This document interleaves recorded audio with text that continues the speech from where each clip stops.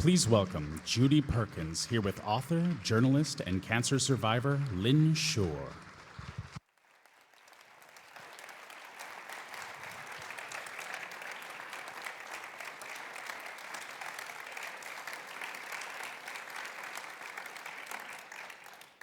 So I don't often get to interview poster children.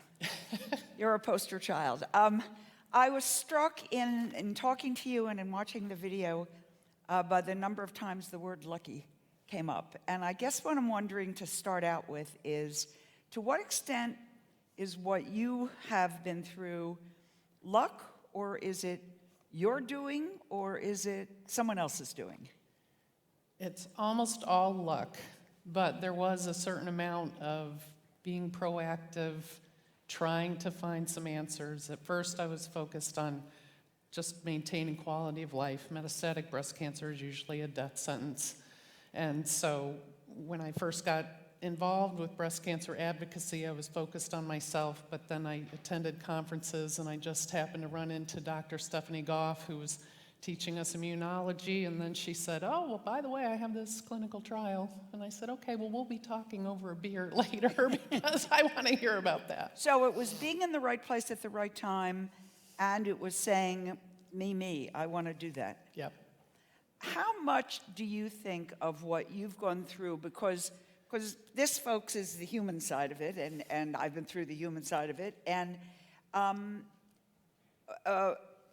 much do you think was you're thinking, this is about me and my survival, or was it just sort of one day at a time and just get through the next step?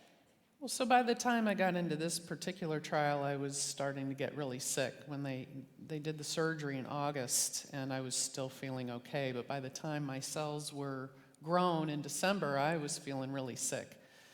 And I knew the odds were only about 15%, and I'd not done well in my other treatments, so I really was preparing myself for it not to work and was expecting it not to work. But I thought, well, what else do I have to do? And maybe they'll learn something, it'll help somebody in the future. So by that point, I was really starting to just prepare for the worst. So it was about you. And I want to mention something. Judy and I were talking, and I don't like the term cancer survivor. I like everything it implies.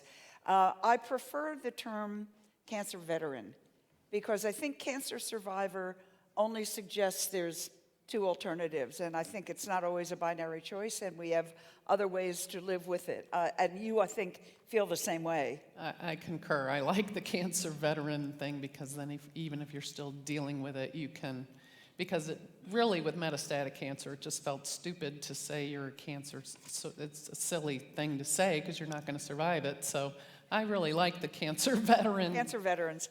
Let's talk a little bit about the moment when you found out you were clean, you were done. There is a common feeling among people who go through this, that you go through it, you're in your chemo, you're in whatever you're doing, and you're fighting it, you're doing something. And when the treatment is over, there's this huge letdown where you think, oh my God, I'm not doing anything. It's going to come back. How did you feel at that moment? You know, it was a gradual process, so my tumors slowly shrunk over about 5 months, and my first clean scan was in May, about 5 months after I was treated. And with metastatic cancer, we have a condition called no evidence of disease, which does not mean you're totally in the clear. So I was just still sort of taking it day by day. But the researchers at NIH told me that the people who'd had that response typically went on to have long-term cures, and it kind of gradually sunk in that my time horizon had expanded.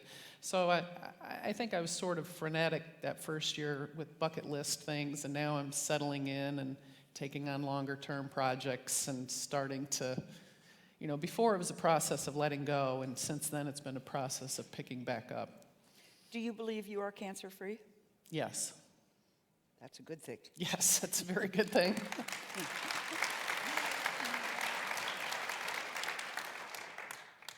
What is it like being part of a clinical trial? Do you feel like a guinea pig?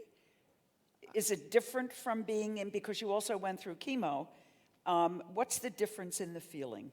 So I was in 2 clinical trials, and I actively searched for clinical trials, and my belief is that you're really getting the best standard of care plus a chance at the brass ring. You know, you have a chance at a little bit of new magic coming online. So I didn't have really, I joke about being the golden guinea pig, but I didn't have that experience really of being just the little lab rat. All of my doctors, both at University of Miami and at the NIH, were fantastic. They clearly cared about me as a human, so I did not have that experience of being treated like the lab rat.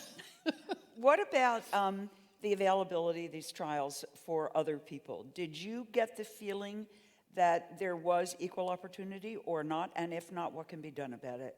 I think there is equal opportunity. They're going to take anyone that meets the eligibility criteria. I just think people aren't aware that clinical trials even exist. I mean, the only reason I know about it is because my cousin is a huge breast cancer advocate. And so I called her immediately when I got my diagnosis, and she said, you need to get yourself to a comprehensive care center where they offer clinical trials. And, you know, I did what she told me to do and continued to learn. But, you know, I was telling you before, my local oncologist, I told him that I wanted to participate in clinical trials, and he said, what do you want to do that for? You know how much money they make off of you? You know, it just blew my mind that a local oncologist, an educated person, was spewing these conspiracy theories about clinical trials. There is some risk, but especially if you have metastatic cancer, you know, there's also hope. So if you participate in clinical trials, you need to be aware side effects can occur, and you need to communicate with your team so that, you know, they can address those things. So there is a little bit of risk, but for me, I didn't have really any other options. How much of what you went through do you believe was about you doing stuff, or as opposed to working with other people and reaching out for other people? So when I first got diagnosed, I joined a metastatic breast cancer discussion group.